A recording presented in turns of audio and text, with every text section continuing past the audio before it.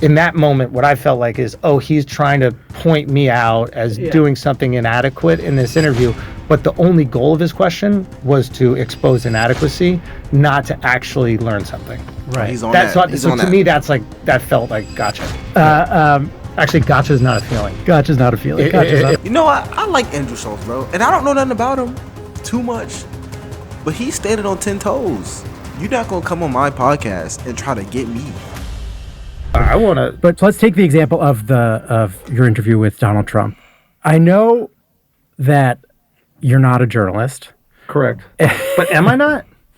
I might be the foremost political journalist. It's possible. It's possible. Like, what makes somebody that? It's such a. So I don't know that it's your job in the way that it would be a journalist's job to ask particular questions of political figures. Mm-hmm. But in your interview with Donald Trump, do you feel like you did sort of the necessary work of asking him difficult questions? Do you think that's necessary? Yes. I will answer in a second, but like, why is it? Oh, well, that's assuming that I didn't ask the difficult questions. So, again, I don't know, like... So, guys, this video is about Andrew Schulz going at somebody interviewing him because if you guys don't know, Andrew Schulz interviewed Donald Trump, and a lot of people are mad at him because they don't think Andrew Schulz asked Donald Trump hard enough questions. They basically think Andrew Schulz was glazing Donald Trump. They think he was straight glazing Donald Trump. I'm not going to speak on that because, honestly, I didn't see the interview. I don't even know what interview they're talking about. I need to check that out. But Andrew Schulz did not take this lightly, and he will snap at the person in a little bit. So without further ado, make sure you guys like and subscribe. Let's get into this. Like, what you think the goal of journalism is specifically? Is it to ask the things you're curious about? Do you have a responsibility for your audience within the New York Times? Do you have a responsibility for the New York Times audience? Do you have a responsibility for casual people that sometimes, like, how many people are you responsible for? Are you responsible for people in Dubai, China, Japan? They might have certain curiosities that you didn't address. Like, at one point, you're going to let somebody down. What I'd like to see more is people asking the questions that they are curious about themselves, instead of trying to pander to what their audience is curious about. And for me, with the Trump interview, I had 3 things I wanted to ask him about. And I asked him those things. And that's what I felt was responsible. And for people who didn't see it, what were those 3 things? Protecting IVF. My wife and I had a baby through IVF, and it was really important to me that he would, do something to make sure that was protected, especially with the abortion bans. And he specifically said that he would, and the federal government would make sure that it was protected. Let's see if that actually happens. If there's federal, support for people that are going through it, like, that was crucial for me. For me, it was, empathy for illegals that are here, that are not breaking the law, that have been working here in a pathway to citizenship, which it doesn't look like has been happening. This is very, disheartening for me. And then end to the foreign wars. I think it's really hard for Americans specifically to be struggling so much. And then the perception of all this money leaving the country to go fight these wars in places that we'll never go visit. I think that's hard for Americans, like, really difficult. And you start to feel like you're left out. So yeah, those are the 3 things that I really want to talk to him about. And I did. But what's interesting about that interview is that the second it came out, the Kamala campaign and the Trump campaign were posting the same clips of the interview. Yeah. It was lauded by both parties. It was really interesting. I was, and it's really just exposes that life's a Rorschach test. So, you had these 3 things you wanted to ask Donald Trump. And, so that also means, you didn't ask about, you didn't really ask that much about economic policy, right? Which for a Bernie supporter, I thought that's weird that, it's I think you told Bernie it broke your heart when Bernie endorsed Hillary Clinton in 2016. I thought, it's strange that he's not asking Donald Trump about more pointed questions about economics. What did I ask Bernie about economics? Well, you guys talked a lot about economic inequality. But what about policy? It's an issue that So matters to you. What would you like me to ask? I don't know the specific question. The question is about Specifics are So yeah, you got to know the specific question. If you're gonna bring it up, I'm not gonna lie. If you're gonna come on here, you're gonna have that type of energy to where you're making accusations. You got to be ready to stand 10 toes. You can't back down. That's just a fact. You can't say, "Oh, you didn't ask him that," but you don't know the questions. You got to know them. I'm not gonna lie, especially if you're going against Andrew Schulz. Don't know too much about the guy, but I do know this. He says what he wants. He has that comedian type of demeanor where he is like I'm going to do what I want. I'm going to say what I want. If you have a problem with it, you just got a problem with it. And if you're talking to someone like that, you have to be ready to deal with everything that comes with it. You can't just pretend like you don't remember the questions, because I think deep down you know it, but you're just scared to say it. And Andrew Schulz is going to see right through that. important? the question is about the You're making an accusation that I didn't ask something, but you don't have the thing that you would have liked me to ask. Here's a good moment for accountability. Do you think it was fair to present that economic policy question to me about Trump, not really knowing what you're talking about? yes. I asked you a question. Okay. That's where it feels gotcha to me. It doesn't feel gotcha. Well, Oh, sorry. I can't tell you how what you I feel. No, this is good. We're both. Oh, this is good. Therapy's good. This is good. Okay, this is. I love that. That was awesome. Yeah. Yeah. But that's where I felt like it was gotcha. I don't know if that's your intent right there at all. I can't put anything on intent. Yeah. But I felt gotcha because I asked you, like, what would you have liked me, and you didn't have an example, and then you brought up the Bernie as a thing to add more weight to your thing, and then there wasn't any convo about that, and it just felt like, in that moment, what I felt like is, oh, he's trying to point me out as doing something inadequate in this interview, but the only goal of his question was to expose inadequacy, not to actually learn something. Right. He's on that. So to me, that's like, that felt like gotcha. Actually, gotcha is not a feeling. Gotcha's not a feeling. It puts the blame. You know, I like Andrew Schulz, bro. And I don't know nothing about him too much, but he's standing on 10 toes. You're not going to come on my podcast and try to get me. He called him out, and the guy has no backbone. He has nothing to say. I love that energy. If you're going to call me out, you better be ready to stand 10 toes. You have to be ready to stand 10 toes. And I hate that type of weasel mentality where you want to say something so bad, and you're trying to passive aggressively, my apologies, put it on me, but you're too scared to say it. Nah, if you want to say something, then say it. Blame on you. So that's what I was talking about. Feelings. I got to get better at. I felt. I don't know. I'll figure it out. I'll talk to my therapist about it. I'm working on it, David. Wait, let me try and come up with a different one. So you and your wife went through the IVF process to have your child, and that's why IVF was an important subject for you to bring up with Donald Trump. And then when you're having that conversation with him, you say at the end, you said, I think it's, I'm paraphrasing, I'm not going to get it exactly right, but something like, I think it's important for women moderates to hear that. I don't recall saying that. You may be right. I just don't recall it. Oh, was I saying like women who might be on the fence about who you are as like a person and like how much you care about their bodies and their ability to make choices with their bodies? Right. But then, and this is not. How'd it make you feel? Do you think it was like trying to like promote him or something like that to them? It made me feel confused. Because there was then also no mention or suggestion of the fact that Donald Trump was like credibly accused of groping a bunch of women, or that he was found liable in a civil suit for sexual abuse. And so like why was like one thing important to hear and not another? That's an example where I thought like, this something about the balance or frame here feels strange to me. Well, I think it's a fair question. The reaction I would have is like, what is less known? I don't think that there's a person on the planet that doesn't know that Donald Trump was like, you could grab him by the pussy.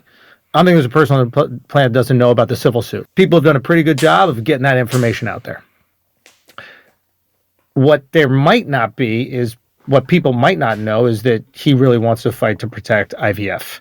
And that might be really important for a woman who goes, yeah, I know all this horrible stuff that this guy has been accused of or convicted of doing, but the most important decision for me right now is I want to have a family, and I want assistance in that, and I want support in that. And unfortunately, So here's the problem. Here's the problem. I'm going to be real with y'all.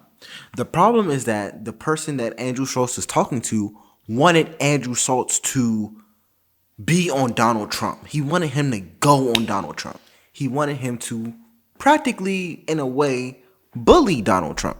That's what he wanted. He may not say it like that, but that's what he wanted. He wanted Andrew Schulz to sit down with Donald Trump and get on his tail about every wrong thing that he has publicly done, every wrong thing that the people in America disagree with him on. He wanted him to not ask him questions necessarily about his future policies or things that may not be fully known by a lot of people, because I didn't know about IVF thing. He didn't want him to talk about that. He wanted him to just go on him and basically accuse him of being a terrible candidate. That's what he wanted. Here's the problem with that. The first problem is that Donald Trump probably would have just got out and left the interview.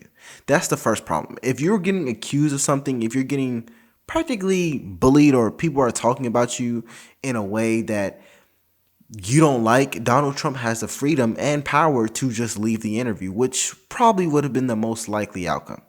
The second thing is Andrew Schultz's goal wasn't to make people hate Donald Trump even more. Andrew Schultz's goal, it seems to me, was to get more understanding on Donald Trump's policies and get more understanding of what Trump was going to do when he was in office. But the person interviewing him was like, no, you shouldn't have done that. You should have just went on him and shown him how much you hated him. Let me know what you guys think about that topic. My thing is, I don't think Andrew Schulz did anything necessarily wrong in this interview, but according to the guy, he did. Let's continue. fortunately, in elections, we look past certain transgressions because there are certain things that are more important to us. So if you're a trans person, I totally understand if you're like, I can't vote for that guy. It doesn't look like he's going to allow me to live the life that I want to live and live that life freely. She or he has to go through to the other option because that's the one thing that's most important to their life. So I think by your standard, you wish that I brought up the things that he had done in referencing that. To make the conversation feel more balanced, yeah. To make it feel more balanced. Okay. I don't think that that's unfair. I guess what I would say is that, as an interviewer, I would be like, am I bringing that up for the person that hates Trump so that they're disarmed? And then am I doing this interview for the audience, not for what I authentically want to ask him? There's even a part of me that wonders as you ask me these questions, do you feel like you have to put some pressure on me with the Trump thing because your audience might be like, why didn't you ask him about having Trump on? Or do you genuinely want to do it? I think in this instance, it's both. That's an honest, fair question. And I go through that too, where I'm like, what do I really want to know? What do I really want to ask this person? And what do I feel like I should, or else I'll be criticized for not when I had Bernie on, should I have asked him about taking the private jets? Should I have asked him about having 3 houses? I saw all that, right? And I'm not equating this to Donald Trump being convicted of things, but still I could have brought those things up and appeased certain people that are definitely in my audience. But the cost of that is, am I doing it just to appease them? One, and does it make him clam up and then not open up about these other things that I really want to know? So that's a good point right there. That's a good point. And that's kind of what I said earlier. And I'm just speaking off of what I know about Trump. And I've seen him do it. I've seen him close down in interviews when people ask him things that he didn't want to talk about. And I do see him getting up and leaving an interview if it's something that he doesn't want to talk about. But I'll give my perspective on it on someone who does content creation. If you're interviewing somebody, I think you have to do both. You should ask them about things that you care about first.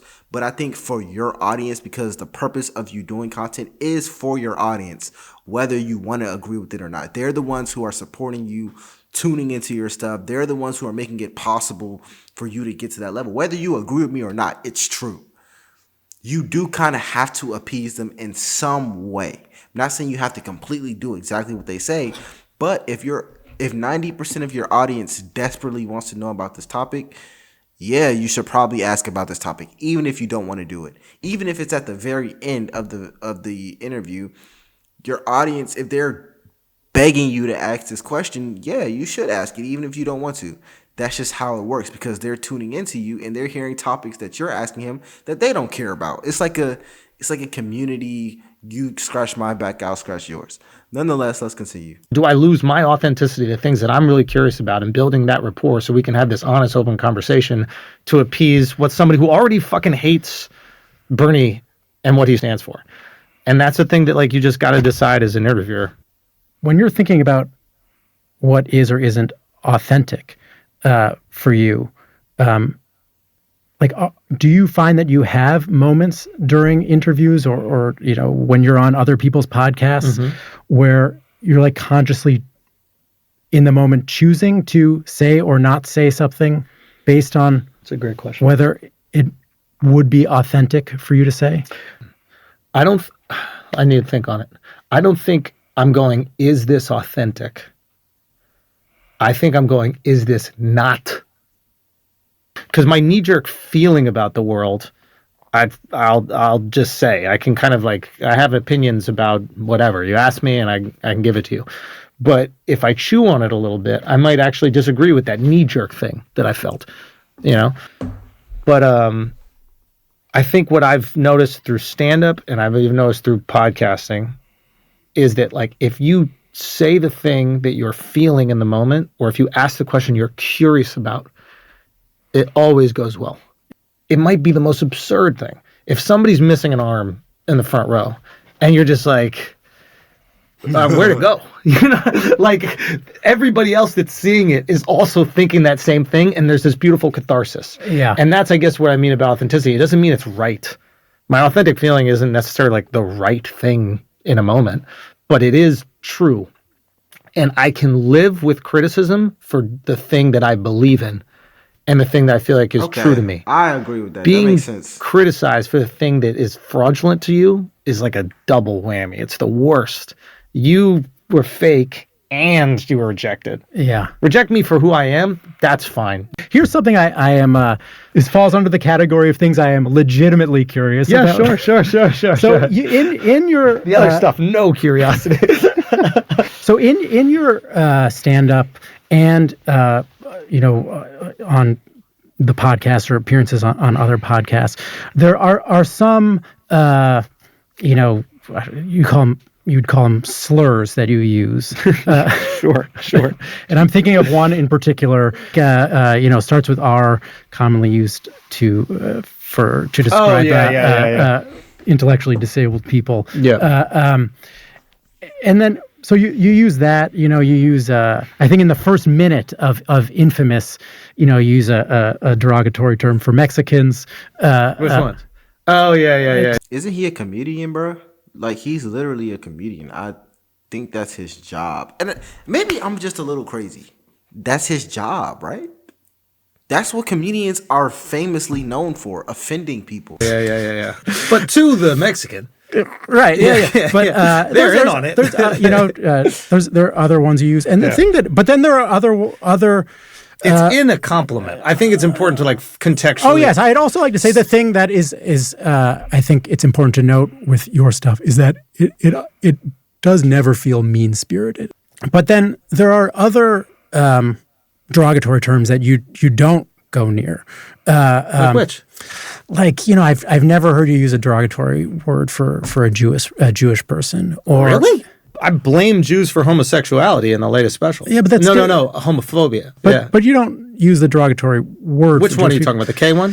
K1, yeah, that would be the one. Yeah, that would be the one. But how do you decide? It's not really part of my. But how do you decide which ones feel okay and which ones don't? We'll call them like the small hats.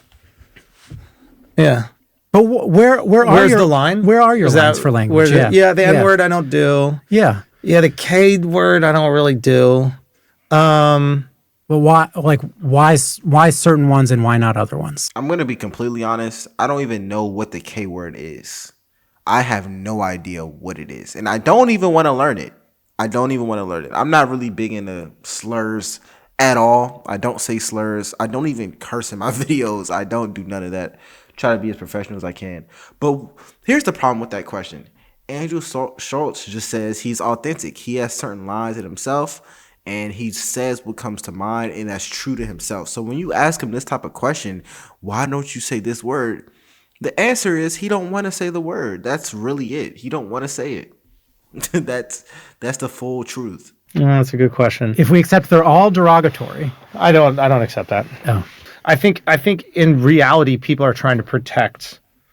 They're trying to protect people. Yeah. And the protection of people, I think, is like a beautiful, benevolent thing. And I think it's a great thing to endeavor to do. But sometimes it goes to the point where we're making words harmful that aren't harmful. Okay, so for example, like Latinx, which I'm sure you've heard of this term, Latinx. Are you familiar with it? Yeah. Okay, what do you think of that term? What do I think of it? Yeah. That's a hard question. What do I think of the term? To me, it feels like. How is that a hard question? What do you think of the term? Just answer the question. How do you think about it? What do you think about it? I don't think anything about it. The problem with this guy, I'm gonna be real with y'all. He doesn't feel authentic to me. He doesn't feel authentic. Andrew Schulz, whether you like him or don't like him, he feels very authentic when he comes on his video or this video, because I don't watch a lot of his stuff. The guy who's talking to him doesn't really feel real to me. It feels like he's trying to say the politically correct thing. He feels like he's trying not to offend anyone. But when you go out your way to not offend anyone, that just tells me that you don't stand on any business. You don't stand on business. You don't stand on anything. Because if you want to be liked, if you want everyone to respect you and everyone to love what you're saying and everyone to agree with you, you're not saying anything of substance. No great influence on earth has ever been loved by everyone. Not even Jesus Christ himself was loved by everyone. He literally got crucified by his ops. So the fact that you aren't even able to make a stance on a simple phrase, you don't know what you think about it. You know what you think about everything else. But this phrase, you don't know. It's just soft to me. Like, have you heard of a fire retardant? Yeah. How do you feel about that word? The fire retardant? Retardant in that context means to slow something down. Yeah. Yeah. And should we make a different word for that?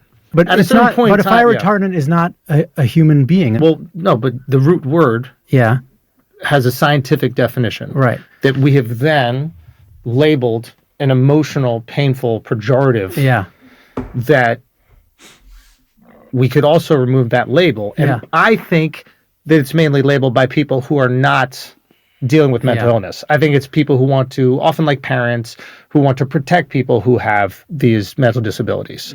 So we're doing this thing, which is beautiful at its core, which is to protect the people who may not be able to protect themselves, but we don't truly know if they are hurt by that. Now, if a parent ever said, hey, that word hurts me and I want you to say it, I'm never going to say it in front of them. I don't want to hurt you. That's not my goal. Yeah. But if they're like, and I don't want you to ever say it again in your life, then I'm like, that's not going to happen. I'll never say it around you because I just don't want to hurt you. I want to have fun. I want you to enjoy. But you can't dictate what I do or don't say. Yeah. But the reality is, like, there's always going to be somebody offended by a word or opinion or whatever you say. So at a certain point in time, like, what do? You just curtail how you speak completely so that you don't offend people? Or do you just have your constitution and understand who you are as a person and you go on living life and accept the blowback that comes with that? You know what's just straight about that word in particular, where I saw there was Joe Rogan said something like, the ability to use that word, or like the lack of inhibition about using that word is somehow a cultural victory. I need to know the context of that conversation. I think that what I would presume, it's this idea that we're no longer going to be policing language as strictly as we had maybe in like the last 5 or 6 years. Because at the end of the day, as a grown man, you can say whatever you want.